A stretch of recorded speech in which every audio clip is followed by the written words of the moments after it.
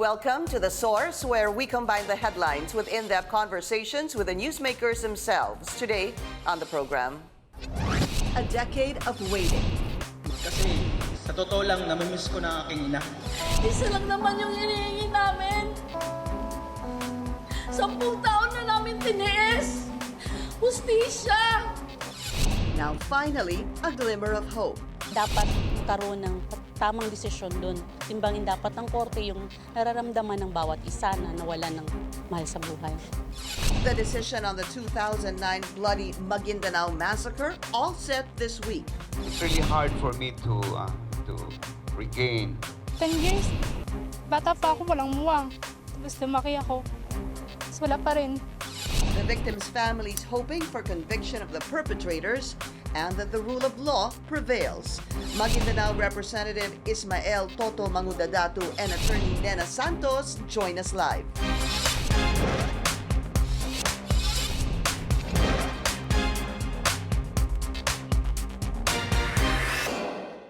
Thank you for joining us. I'm Pinky Webb. Justice is finally within reach for the families of the victims of the 2009 Maguindanao massacre. 58 were killed, including 32 media workers, making it the worst election-related violence and attack on journalists in the Philippines. A verdict on the case is expected on Thursday. For the victims' relatives, will the decision be worth the 10-year trial, and will this be enough to give them closure? Let's go straight to the source of this story. First off, Maguindanao Representative Esmael Toto Mangudadatu, Congressman. Welcome to the show. It's good to see you, sir. Thank you. Good morning.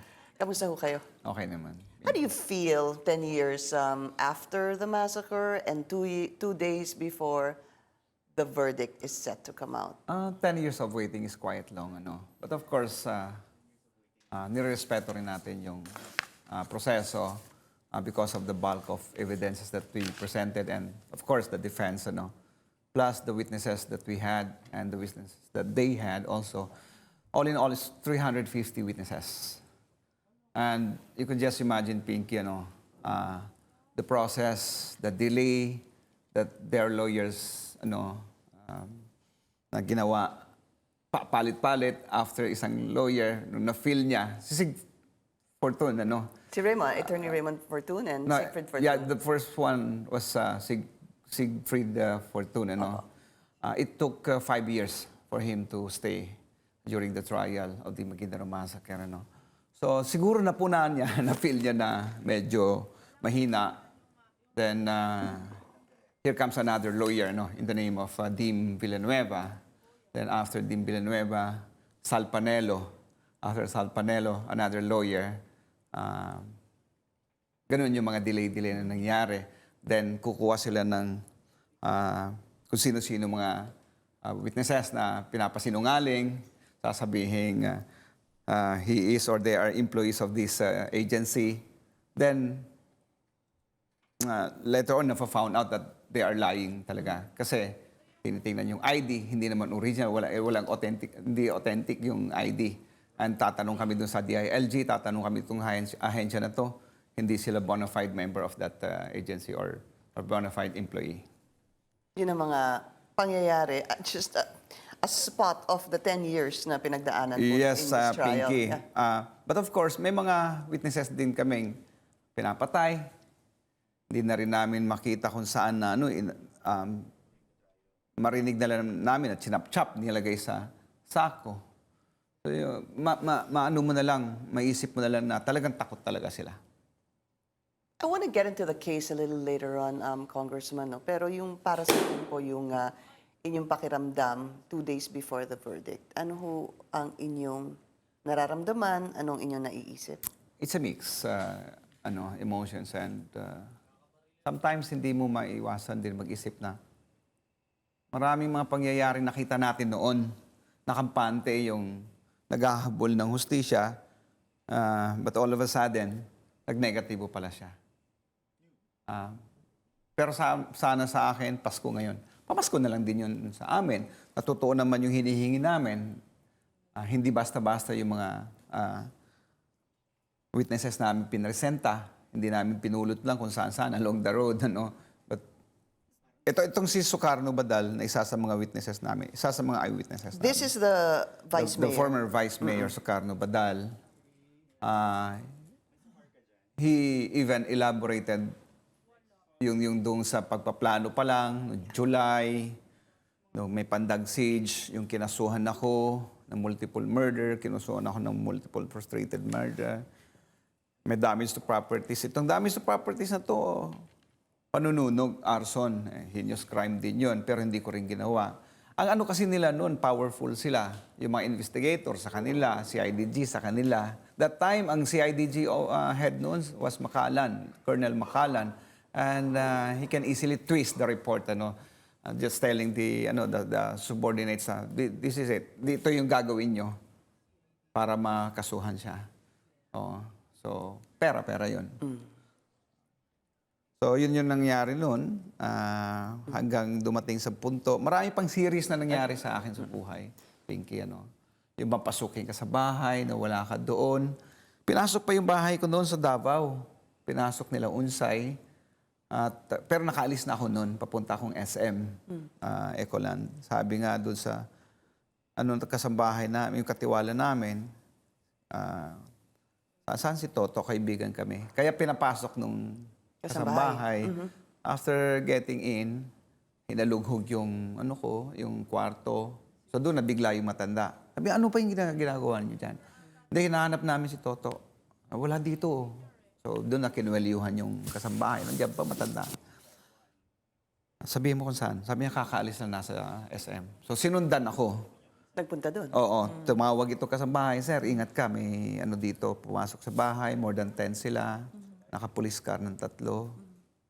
Tinawagan ko si Colonel Lactao, Oscar Lactao. Siya yung task force commander noon. Sabi ko, pare, isaklolo mo ako rito. Baka May mangyari. may mangyari. Tapos sumakyat ako, tago ako doon sa security room ng SM. At swerte din dahil yung security officer doon ay dating Marines. So, sabi niya, hawak ka ng baril. Marunong ka ba? Sabi ko, subukan ko lang. Pinahawak ko ng shotgun. So, nakikita ko yung mga sila Unsay sa labas ng SM. When was this, sir? That was October 15, 2009. A month before massacre was happened. The point really, Congressman, is nagkaroon talaga ng napakarami pang incident that we are not very much aware of. What really struck us, of course, sir, was that horrible incident last November 23, 2009. I wanted to ask you, sir, how does one actually move on from such a horrible and devastating incident?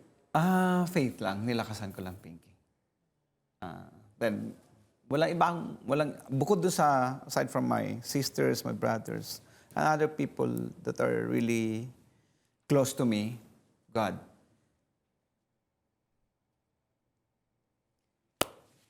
Sabi niyo po in a past interview that you've actually forgiven the perpetrators.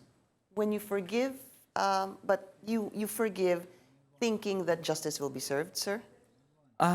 Mahirap kasi hindi mo ma-let go, Pinky, na yung bang lagi mo dinadamdam, laging, then yung mga anak ko, nakikita nila.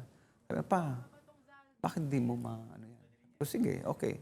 Forgive ko sila, but still, yung justice hahanapin natin. Kahit na ako lang maiwan. Who have you forgiven, sir? The late Andalang Patuan, senior. Wala na, nandun na eh. Nandun na siya. Ayan, alam naman natin na that old man is the architect of all, and the master of everything dun sa pangyayari. So, give ko na rin siya. Junior, sir. Alam mo kasi, pwede siguro i-let go pero kailangan ko hustisya. Oo. Mahirap din kasi damdamin ko ng damdamin yun. You mean you've forgiven them, or do you mean you're going to forgive them if justice is served? Si senior po, na-forgive niyo na because he passed already, passed on. Oo, kasi pero mahirap yung iba po, si Zaldi, si Unsay, si Sajid. Ay, mahirap yun kasi nandiyan pa sila eh. Mahirap yun, Pinky. All right. We'll be taking a short break. We'll be right back.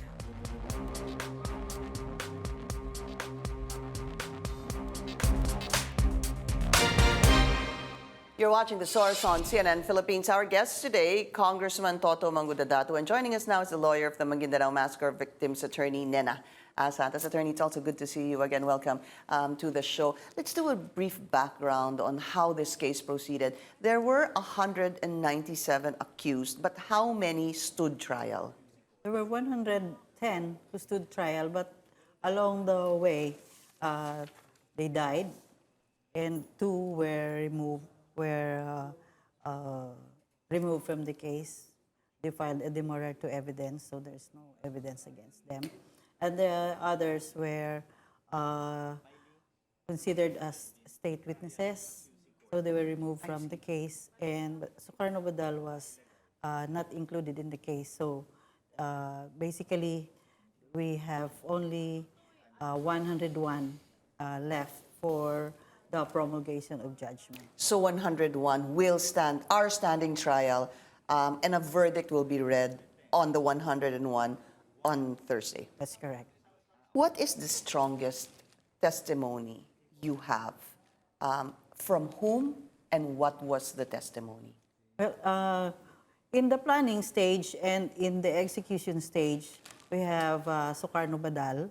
Ito yung dating vice mayor. Yes, the former vice mayor of Sultan Sabarongis. And he witnessed the planning and the actual perpetration of the killings. And aside from him, we have witnesses in the field during the killing, Abubakar Esmael, and the others were in the Malating side, and the others were in the Masalay side, and the others are in Crossing Salman, because they were abducted in Crossing Salman and brought to Masalay. So these are eyewitnesses who who were able to see the crime and who were able to identify who are the perpetrators in these different scenarios. And they had a clear vision of who That's perpetrated. correct, because the policemen were there for 5 days. The same with Unsay and the group. Pabalik-balik sila doon sa area, sa Malating, from Saripagwak to Malating. So it happened in a broad daylight, about 10 o'clock in the morning, so everybody can see. And the people around there are just around. They did not evacuate. They just they stood there as witnesses. Attorney Nena, yung sinasabi niyo pong 5 days to nangyari, you mean they were scouring the area 5 days prior to November 23? That's correct. That's what you mean? Because the witnesses said that they have to check whoever passes there, because anytime they can file the COC, because that is the period for the filing of the COC. Going back to that day, Congressman, I know, of course, that you've said this a number of times. Nakausap niyo pa po yung inyong asawa sa telepono. Tinawagan po kayo. At ang una niyang sinabi sa'yo, one of the first things she said was that hinarang kami, may mga lalaki dito. And then subsequently, she said, andito si Unsay. Is that correct? Yeah. What else did she tell you? Una kasi, siyempre convoy yan. Binlock sila doon sa may bungad. Masalay. Oo. Sitio Masalay, sir. Oo. Crossing Salman. Tapos sinabi sa akin, maraming naka-uniforme mga lalaki. So yun. At naputol yun. May tumawag ulit. Tapos sabi niya si Unsay, papalapit na sa akin. So that was her last word to me. Parang nasaksak pa ata niya si Unsay noon. Ang ballpen. I was asking you that question, Attorney and Congressman, during the break. If so, that the accused are the perpetrators, the suspects are the real perpetrators, what kind of explanation would you have in a sense that why do it so blatantly? Kong, go ahead. I know we talked about it during the break, but maybe you can answer again now. Congressman, go ahead. Bakit napaka-blatant? Wala ho bang takot? Pinky, yung attitude kasi nila, parang diabolic talaga yung nila. Yung reveal talaga yung mga ano nila. Kasi once na nakaupo sila, tinatrato nila yung position as ano sila doon, nakatitulo sila doon. So, yun ang pinakamahirap. Attorney? The impunity, because there were prior cases of killings, chainsaw massacre, sinunog yung buong barangay, pinatay lang kahit masama lang yung tingin sa'yo. So, ganun kadami nang nangyayaring atrocities na hindi man lang na-file yung kaso dahil sa takot.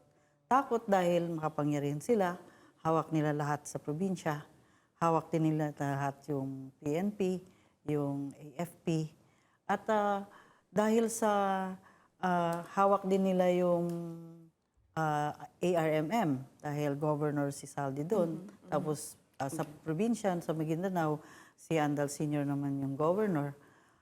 At saka, known naman na talagang favorite sila ni Gloria Macapagal Arroyo, the former president. So, parang na doon nang yung emboldened sila na kahit na pumatay sila, walang maglakas loob na mag-file ng case. Ito pa lang yung Maguindanao Massacre na nagulantang sila na ay pwede pa lang mag-file.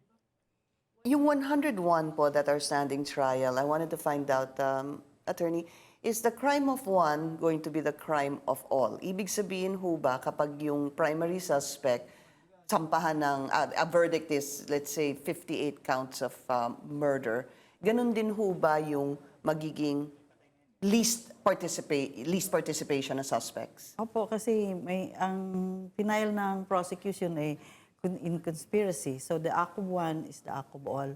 So kung murder yung sa principal, murder din yung sa mga CBOs o mga police or kung sino pa mga participants doon. So ang na-prove, pero mahirap kasi i-prove mo muna na nag-exist yung conspiracy, and the conspiracy should be proven beyond reasonable doubt also. Right. And then later on, how they participated and how they were able to conspire with each other in order that the crime of killing of 58 people planned since July 2009 to the actual date of the execution on November 23, 2009 are discussed, that will be discussed in the decision. What I'm trying to understand, Attorney, is that meron pong, there is a possibility that a number of them pwede pong maging guilty or not guilty din dun sa 101. Yes. Kahit na conspiracy. All right. Again, we'll be taking a short break. We'll be right back.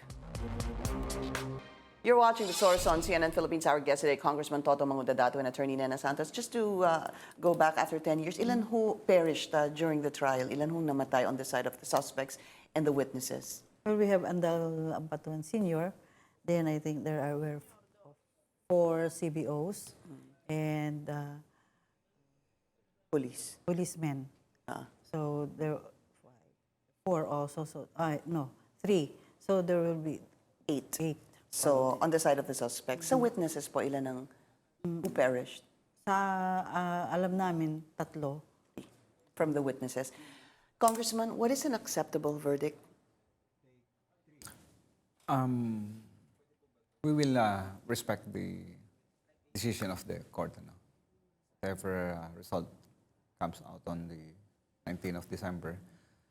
But we are praying too that the verdict na may bigay sa amin ay guilty doon sa mga major suspects and who participated during the persecution of the 58 lives. I'm gonna put them up on the screen, sir. Andal Sr. already passed away. You've forgiven him. How about Unsay Jr.? You want a guilty verdict on him. Yeah.